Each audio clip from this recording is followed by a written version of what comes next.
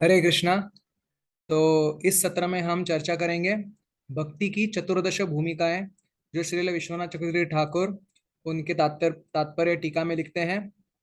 तो पहले स्कंद के पहले अध्याय में शौनकादि ऋषि सूत गोस्वामी को प्रश्न पूछते हैं, पुंसाम एकांततः श्रेया तन्न शंसी तुम अर्हसि। माने आपने सारे शास्त्रों का निचोड़ आपने प्राप्त किया है, और उसका जो पुंसाम यानी मनुष्य मात्र के लिए एकमात्र श्रेय क्या है, जो हर मनुष्य का कर्तव्य है, हर जीव का धर्म है, जैव धर्म है, तो वो क्या है जिससे संपूर्णतया जीव संतुष्ट हो सकता है। और वो एकांतिक श्रेय क्या है, क्या वो कर्म है, ज्ञान है, योग है, कर्म योग है, ज्ञान योग है, या कर्म मिश्र भक्ति है, या क्या है।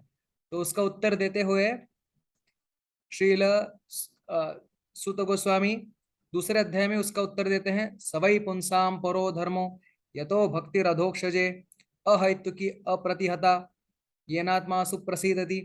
तो क्या है वो परो धर्म? तो कहते हैं यतो भक्तिर अधोक्षजे।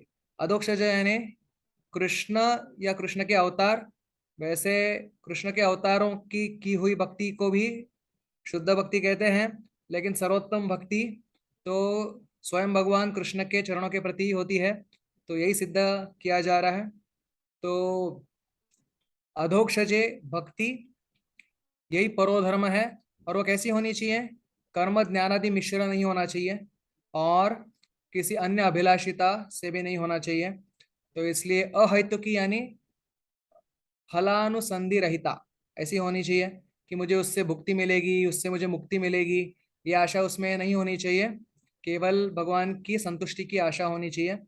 और अव्यवहिता यानी ज्ञान कर्म इत्यादि अंतराय को प्राप्त करने वाली नहीं चाहिए, अमिश्रित चाहिए, अनावृत चाहिए। तो ऐसी अगर भक्ति करेंगे तो जीव संपूर्णतया संप्रसिद्धति या सुप्रसिद्धति हो जाता है। तो ये भक्ति चालू होती है कथा श्रवण से, और उसकी परिणति होती है कृष्ण प्रेम के आस्वादन से। तो इसके बीच में चतुर्दश भूमिकाएं हैं। तो ये भूमिकाएं कैसे श्रील विश्वनाथ चक्रवर्ती ठाकुर स्पष्ट करते हैं, उसको आज हम देखेंगे। तो प्रार्थना से हम इसकी शुरुआत करेंगे। ओम ज्ञान तिमिरांधस्य ज्ञानांजन शलाकया चक्षुरुन्मिलितं येन तस्मै श्री गुरवे नमः। तो आपके सामने स्क्रीन पर आप देख रहे हैं, यहाँ पर हम 15वें श्लोक से चालू करेंगे।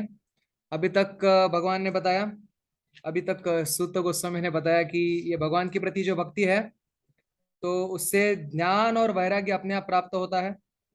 जनयति आशु वैराग्यम ज्ञानम चयद अहैतुकम। अहैतुक ज्ञान यानी उपनिषद का ज्ञान, वो शुष्क ज्ञान की बात नहीं कर रहे हैं। ये भगवत ज्ञान है, भगवान के प्रति संबंध ज्ञान है। यस्यास्ति भक्तिर भगवती अकिंचना। तो ये भगवत ज्ञान भी भक्ति करने से अपने आप प्राप्त हो जाता है। और वैराग्य, जो भक्ति परेशान भाव विरक्ति, विरक्ति भी अपने आप प्राप्त हो जाती है, उसके लिए अलग से कष्ट करने की आवश्यकता नहीं है। तो हम 15वां श्लोक से चालू करेंगे। तो यहाँ पे निश्चित किया जा रहा है कि यद अनुध्यासिना युक्तः कर्म ग्रंथि निबंधनम छिन्दन्ति कोविदास्तस्य को न कुर्यात् कथारतिम। यानी कि कृष्ण की अनुध्या नाम की जो असी है, खड्ग है जो कृष्ण का अनुध्यान है, उससे क्या होता है? कर्म ग्रंथि निबंधन, हमारे कर्मों के ग्रंथि को छेदा जाता है। तो ऐसा कर्म के बंध को छेद करने वाली जो कथा है, उसके प्रति कौन कोविद, कौन होशियार व्यक्ति उसके प्रति रति ग्रहण नहीं करेगा। तो ये कैसे रति ग्रहण होती है? शुश्रूषो शुद्ध दान से वासुदेव कथा रुचि स्यान महत सेवया विप्राह पुण्य तीर्थ निषेवणात्। पुण्य तीर्थ निषेवण करने से, इस महत सेवा करने से वासुदेव कथा रुचि उत्पन्न हो जाती है। तो इसके बारे में हम चक्रवर्ती पाद के टीका से ही जानेंगे। तो 15 और 16 की टीका हम देख रहे हैं। ननु च मत कथा श्रवणादौ वा श्रद्धा यावन्न जायते। ये मैं लास्ट लाइन पढ़ रहा हूँ। ननु च मत कथा श्रवणादौ वा श्रद्धा यावन्न जायते इति श्रद्धालुर्मे कथा शृण्वन् इति जात शब्दो मत कथासु इत्यादि भगवद उक्ते है। यानी कि यहाँ पे संदर्भ दे रहे हैं चक्रवर्ती पाद की कर्म योग तब तक करना चाहिए, सकाम कर्म योग हो या निष्काम कर्म योग हो, जो भी हो तब तक करना चाहिए जब तक भगवान की कथा श्रवण में श्रद्धा प्राप्त ना हो, यानी कि भक्ति श्रद्धा प्राप्त ना हो। यानी कि महत संघ के द्वारा अज्ञात सुकृति इतनी बढ़ जाए कि श्रद्धा उत्पन्न हो जाए, कृष्ण भक्ति कहले सर्व कर्म कृत है। ये श्रद्धा जब तक उत्पन्न नहीं होती तब तक ही कर्म करना चाहिए, तब तक कर्म का अधिकार है। उसके पश्चात कर्म नहीं करना चाहिए। वर्णाश्रम धर्म का पालन केवल भक्ति के उपयोगी रूप में करना चाहिए, स्वरूपतः नहीं करना चाहिए। इसकी चर्चा हम आगे भी करेंगे। तो जब तक श्रद्धा उत्पन्न नहीं होती तब तक कर्म का अधिकार है। कर्म का अधिकार माने जो स्वर्गादि समृद्धि प्राप्त करने के लिए वेदोक्त जो कर्म कांड दिया हुआ है, त्रैगुण्य विषय वेदा, उसको कहा गया है कर्म। जो प्रवृत्ति मार्ग है और ये जगत से मुक्त होने के लिए और ब्रह्म सायुज्य प्राप्त करने के लिए जो किया जाता है, निष्काम कर्म योग है या ज्ञान योग है, तो उसको ज्ञान ज्ञान का मार्ग कहते हैं, जिसको निवृत्ति मार्ग भी कह सकते हैं। और योग मार्ग भी ये ज्ञान के अंदर ही आता है। और ये प्रवृत्ति और निवृत्ति मार्ग के परे जो मार्ग है, जो जीव का मूल धर्म है, वो है भक्ति, शुद्ध भक्ति। तो उसके बारे में हम आगे देखेंगे। तो आगे कह रहे हैं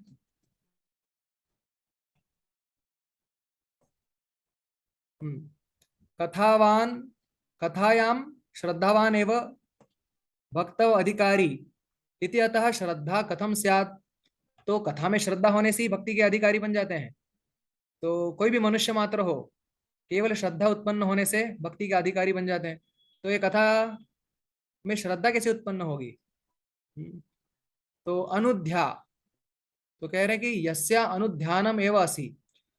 तो कृष्ण का अनुध्यान करने से वही खड्ग से क्या होगा? ग्रंथि निबंधनम हो जाता है। यानी कि ग्रंथि मतलब हमारे हृदय का अहंकार है। ग्रंथिर अहंकारो निबध्यते ये न तत्कर्म। या फिर स्वसंचित धनेभ्यः पृथक्कृत्य किंचिन मात्रम एकैक दिन भोगार्थम जना स्वग्रंथो निबध्नन्ति यथा तथैव ग्रंथि निबंधनम वर्तमान जन्म भोग्यम प्रारब्धम कर्म तदपि छिन्दन्ति तस्य कथायां रतिम प्रीतिम को न कुर्यात्। तो कह रहे हैं कि जैसे कोई अपना स्वसंचित धन है, तो दिन का निकालने के लिए पहले के जमाने शायद से पॉकेट्स नहीं हुआ करते थे, तो धोती का ही गांठ मारकर उसको उसमें पैसे रखा जाते थे, और उसको ही ग्रंथि कहते हैं। तो वो ग्रंथि का निबंधन, तो वैसे ही हम क्या कर रहे हैं, हमारा जन्म जन्मों का जो अप्रारब्ध है, इस जन्म में जो फलित हो चुका है कर्म, उसको हम लेकर घूम रहे हैं। तो उसको समझ लिए इस जन्म की ग्रंथि है, वो अपनी खर्चा करने के लिए जो प्रारब्ध कर्म है वही ग्रंथि है। तो प्रारब्ध कर्म को भी जो छेद देता है, अप्रारब्ध को तो छेदन कर ही देता है। तो वैसी जो कथा रहती है, तो उसमें प्रीति कौन नहीं करेगा? तो सहजता से प्राप्त की जा सकती है। फिर श्रद्धा के बारे में क्या कहना? श्रद्धा तो अत्यंत सरलता से साधु संग से प्राप्त होती है, जिससे भक्ति का अधिकार मिल जाता है। ठीक है, तो 16वें श्लोक में जो कहा है कि शुश्रूषो श्रद्धानस्य वासुदेव कथा रुचि तदपि कथायाम प्रीतिरेव आविर्भावे प्रकारम शृणुत। उसमें भी सूत गोस्वामी कह रहे हैं कि आप कथा में प्रीति का आविर्भाव कैसे होता है उसका प्रकार सुन लीजिए। तो क्या होता है? महत सेवया यादृच्छिक महत कृपा जनितया, यानी कि यादृच्छिक जैसे स्वैर रूप से महत की जब कृपा हो जाती है, तो उनकी सेवा उससे प्राप्त होती है, उससे श्रद्धा प्राप्त हो जाती है। जात श्रद्धा से पुंसा पुण्य तीर्थ सद्गुरु तस्य निषेवणम। तो तब जाके वो गुरु का पादाश्रय लेता है। तो यहाँ पे ये स्पष्ट किया है कि महत सेवाया, उससे श्रद्धा उत्पन्न हो जाती है, उससे गुरु का पादाश्रय हो जाता है। पुण्य तीर्थ निषेवणात्, यहाँ पे कहा गया है निपान आगमयो तीर्थम ऋषि जुष्ट जले गुरव, यानी कि गुरु तीर्थ के समानार्थी शब्द है, यही कहा गया है। तो पुण्य तीर्थ निषेवण यानी कि गुरु की सेवा।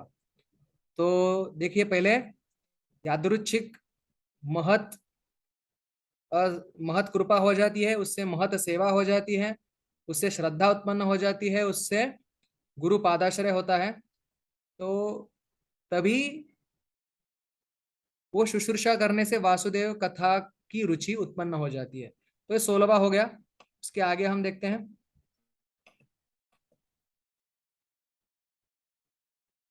आगे इस भूमिका में क्या होता है? शृण्वताम स्वकताम कृष्ण पुण्य श्रवण कीर्तना रुद्यंतस्तो ही अभद्राणि विधुनोति श्रुतसताम। तो ऐसे कथा श्रवण करके क्या होता है? कृष्ण जो हमारे हृदय के अंदर बैठे हैं, रुद्यंतस्तो अभद्राणी विधुनोति, हृदय के अंदर के सारे अभद्र दूर करते हैं। ये अभद्र क्या है वो चक्रवर्ती पाद आगे बताएंगे। और प्राय नष्ट प्रायेषु अभद्रेषु नित्य भागवत सेवा। तो ये अभद्र प्राय नष्ट होने के बाद नित्य भागवत सेवा करने से क्या होगा? भगवती उत्तम श्लोके भक्ति भगवती नैष्ठिकी, नैष्ठिकी भक्ति उत्पन्न होगी। अभी तक तो भक्ति कर रहे थे तो भक्ति उत्पन्न होगी, इसका अर्थ नैष्ठिकी होगी। यानी कि अभी तक अनैष्ठिकी चल रहा था, तो अभी अभद्र जाने के बाद नैष्ठिकी भक्ति होगी। फिर क्या होगा? तदा रजस्तमो भावा कामलोभादयश्य ये चेतयेतर अनाविद्धम स्थितम सत्वे प्रसीदति। तो हृदय जो है रजस्तमो भाव से दूर हो जाएगा। रजस्तमो भाव यानी क्या? यहाँ पे उसका विशेष अर्थ है भजन करते समय जो विक्षेप होता है, जब करते समय ध्यान किधर चला जाता है, तो रजो भाव है। और जो जब करते समय नींद आ जाती है तो वो तमो भाव है, उसको लय कहते हैं। तो ये लय विक्षेप चला जाता है। तो चेतयते रानाविद्धम स्थितम सत्वे प्रसीदति। तो ये रुचि और आसक्ति की बात कही जा रही है इधर। एवं प्रसन्न मनसो भगवत भक्ति योगतः भगवत तत्व विज्ञानम मुक्त संग से जायते। तो यहाँ पे भाव और प्रेम की बात हो रही है। तो ये कैसे हो रही है, कैसे इसको, ये रहस्य को सुलझा रहे हैं चक्रवर्ती पाद, हम देखते हैं अभी। तो चक्रवर्ती पाद कह रहे हैं इधर, ततश्च शृणोतामिति क्रमेण श्रवण कीर्तने उक्ते। तो श्रवण और कीर्तन कहा गया है इधर। ततश्च हृदि यानी अभद्राणि पापानि तानि अंतस्था सन विधुनोति इति स्मरणम। यहाँ पे श्रवण कीर्तन और स्मरणम कहा गया है। तो कृष्ण का स्मरणम, पहले श्रवण करेंगे तो फिर आगे जाके कीर्तन करेंगे तो फिर स्मरण होगा, स्मरण होगा तो कृष्ण हृदय से हमारे ये जो अनर्थ है, अभद्र है, वो हटा देंगे। तो नित्यम भागवत सेवा या मतलब क्या? भागवतानाम वैष्णवानाम भागवत से शास्त्र से च, या तो वैष्णव उनकी नित्य सेवा या तो भागवत शास्त्र की नित्य सेवा। नष्ट प्रायशु, पूर्णतः नष्ट ऐसा क्यों नहीं कहा है? नष्ट प्राय क्यों कहा है? नामापराध लक्षण से अभद्र से कश्चन कश्चन प्रबलो भागा क्षीणत्वम गच्छन रति पर्यंतो भी भवती इति भावा। तो ये सारे दुष्कृतोत्थ अपराध है, अनर्थ है, सुकृतोत्थ है, भक्ति उत्थ है, लेकिन ये अपराध उत्थ जो अनर्थ है वो भाव भाव स्तर तक रहते हैं। तो इसलिए निष्ठा स्तर पे तो होंगे ही, वो क्षीण नहीं हुए हैं अभी तक। कुछ कुछ भाग उसका क्षीण क्षीण हुआ है, लेकिन फिर भी रति पर्यंत वो टिकता है, तो इसलिए नष्ट प्रायेषु कहा गया। नैष्ठिकी निष्ठा चित्त एकाग्रम ताम प्राप्ता। निष्ठा यानी क्या? चित्त का एकाग्र प्राप्त हो जाता है उस स्तर पर, तो नाम में मन लगता है, रुचि उसमें एकाग्रता होती है, रुचि तो उसके पश्चात तुरंत आएगी। रजस्तमोभ्याम भावा उत्पत्ति रेशाम ते विक्षेप लयादय। विक्षेप लय आदि जो है वो रजस्तमो भाव है। ये इसको ऐसा नहीं समझना चाहिए कि सामान्य मनुष्य जो ऐसे रजोगुण तमोगुण में रहता है वैसा ये साधक भक्त है। वो विशेष करके जब करते समय और कथा सुनते समय, स्मरण करते समय जो विक्षेप लय आता है उसकी बात चल रही है इधर। आदि शब्दात क्रोध मोह मात्सर्याणि। तो क्रोध मोह मात्सर्य भी दूर होता है। अनाविद्धम अविकृतम तेन विषयेषु अरुच्या श्रवण कीर्तनादिषु स्वादुत्व भान लक्षण रुचिर भवती इति आयातम। तो विषय में अरुचि निर्माण होती है और श्रवण कीर्तन में स्वादुत्व आ जाते हैं। मतलब यहाँ पे उसका जो पित्तोपतप्त रसना जो है वो अभी ठीक हो रही है, क्योंकि उसको रुचि आ रही है अभी कृष्ण नाम में।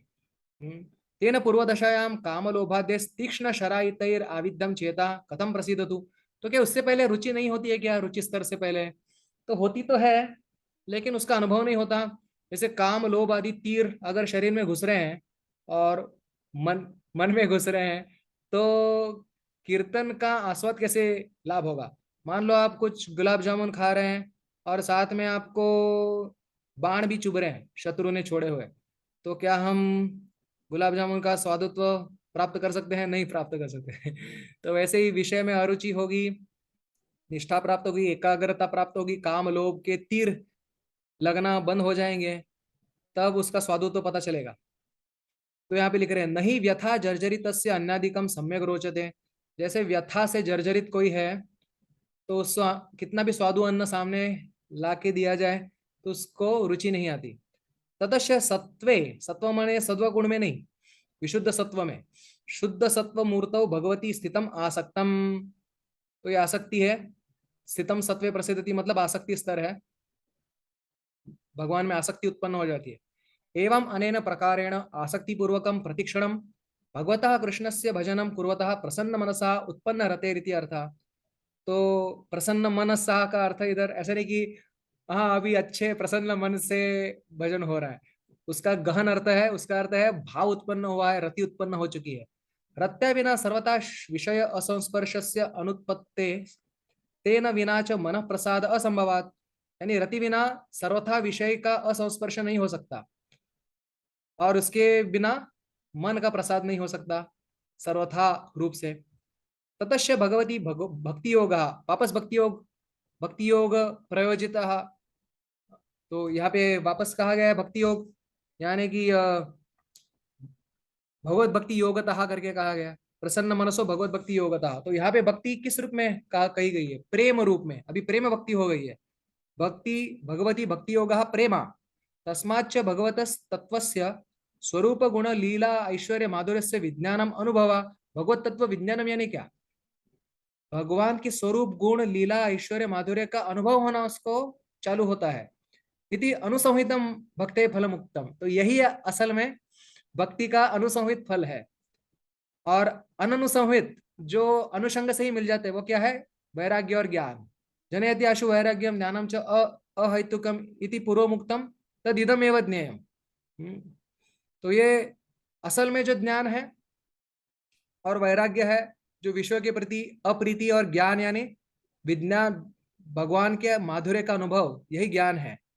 तो यही उसका जो फल है वो अनुसंहित फल है, जिसके लिए हम भक्ति कर रहे हैं। मुक्त संग से यानी उत्पन्न वैराग्य से, यानी सम्यक रूप से भक्ति का उच्च रस परम दृष्टवा निवर्तते होने के कारण उसका जो विश्व के प्रति अपने आप आकर्षण कम हो चुका है, भगवान के प्रति प्रेम जग गया है, फिर उसका आनुषंगिक फल कह रहे हैं। विद्यते हृदय ग्रंथि छिद्यन्ते सर्व संशया क्षीयन्ते चास्य कर्माणि दृष्टे एवात्मनि ईश्वरे। इस प्रकार से हृदय में ईश्वर को देखने से, कृष्ण को देखने से क्या होगा? हृदय ग्रंथि नष्ट हो जाएंगी, सर्व संशय नष्ट हो जाएंगे। संशय भी अनेक प्रकार के हैं, वस्तुगत यानी कि कृष्ण के संबंध के गत कुछ संशय हो सकते हैं, अपनी पात्रता के गत कुछ संशय हो सकते हैं, सारे संशय नष्ट हो जाते हैं। तो इसलिए अतो वही कवयो नित्यम भक्तिम परमाया मुदा वासुदेव भगवती कुर्वन्ति आत्मा प्रसादनिम। तो यहाँ तक ही हम देखेंगे, क्योंकि भक्ति की चतुर्दश भूमिका यहीं पे समाप्त हो जाती है। तो देखते हैं चक्रवर्ती बात क्या कहते हैं।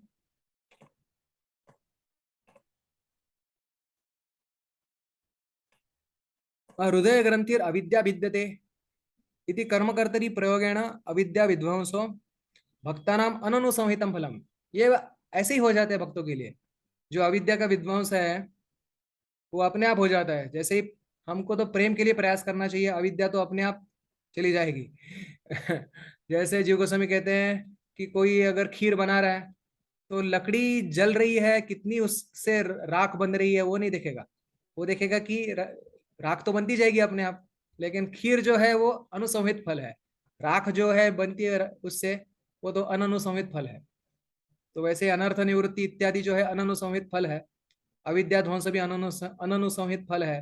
लेकिन प्रेम जो है भगवान के प्रति, भाव जो है, असल में भाव कह सकते हैं, भाव के बाद ही प्रेम होता है, तो वो अनुसंहित फल है। एवं एवं छिद्यन्ते सर्व संशया असंभावनादि रूपा, जिसकी संभावना नहीं है, ऐसे कुछ संशय है वो दूर हो जाते हैं, जो साधक के हृदय में का, काफी दिनों से अगर वास्तव्य कर रहे हैं वो भी दूर हो जाते हैं। आत्मनि इति ईश्वरे इत्यस्य विशेषणम यद्वा आत्मन्येव मनसेव दृष्टे किं पुनः साक्षात दृष्टे इति स्फूर्ति साक्षात्कारौ उक्तौ। तो आत्मनि ईश्वरे, तो मन में देखने के बाद और बाद में साक्षात देखने के बाद, यानी कि स्फूर्ति और साक्षात्कार के बारे में कह रहे हैं। तो पहले स्फूर्ति होती है भगवान की प्रेम आने के बाद, और उसके बारे में साक्षात्कार हो जाता है, साक्षात भगवान का दर्शन होता है। तो प्रेम के बाद ही साक्षात्कार होता है। स्फूर्ति होते पहले पहले कुछ पलों के लिए भगवान हृदय में आकर अदृश्य हो जाते हैं और बाद में साक्षात्कार होता है। तो ये प्रेम के उत्तर स्तर है। तो यहाँ पे बता रहे हैं अभी जो हमने सब चर्चा की चक्रवर्तीपाद के तात्पर्य के हिसाब से, तो वो बता रहे हैं सताम कृपा महत सेवा श्रद्धा गुरुपदाश्रया, विचार हो गए।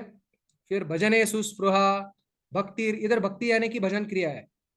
अनर्थापगमस्ततः, ये अनर्थ निवृत्ति है।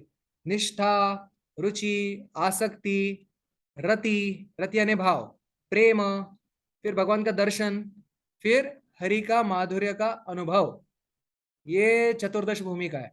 तो वैसे उसको 9 भूमिकाओं में भी बताया रूप गोस्वामी जी ने अपने भक्ति रसामृत सिंधु में, लेकिन उसको 9 को ही हमने 14 में चक्रवर्ती पाद विस्तार करके बतला रहे हैं। तो इस प्रकार से हम देखते हैं कि बहुत ही सुंदर प्रकार से वासुदेव कथा रुचि ही एकांतिक श्रेय है। और वो कथा के में रुचि क्यों चाहिए, और कोई फलाभिसंधि नहीं रखनी है, अनुसंधान नहीं रखना है अन्य कोई फल का, केवल कृष्ण के प्रति भाव उत्पन्न करने के लिए जो किया जाता है उसको साधन भक्ति कहते हैं। वो साधन भक्ति से ही भाव भक्ति, और भाव भक्ति से आगे चलकर प्रेम भक्ति उत्पन्न हो जाती है।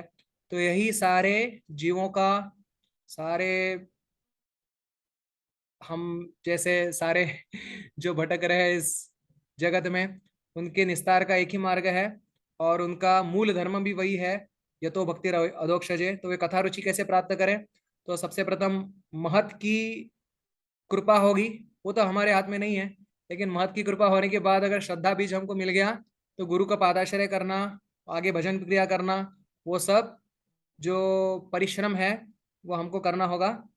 और उससे अनर्थ निवृत्ति और आगे चल के निष्ठा, रुचि, आसक्ति इत्यादि सब होकर लय विक्षेप रूप सब रजस्तमो भाव दूर होंगे, आसक्ति उत्पन्न होगी, फिर भाव उत्पन्न होगा, फिर प्रेम उत्पन्न होगा, फिर भगवान का साक्षात्कार होगा।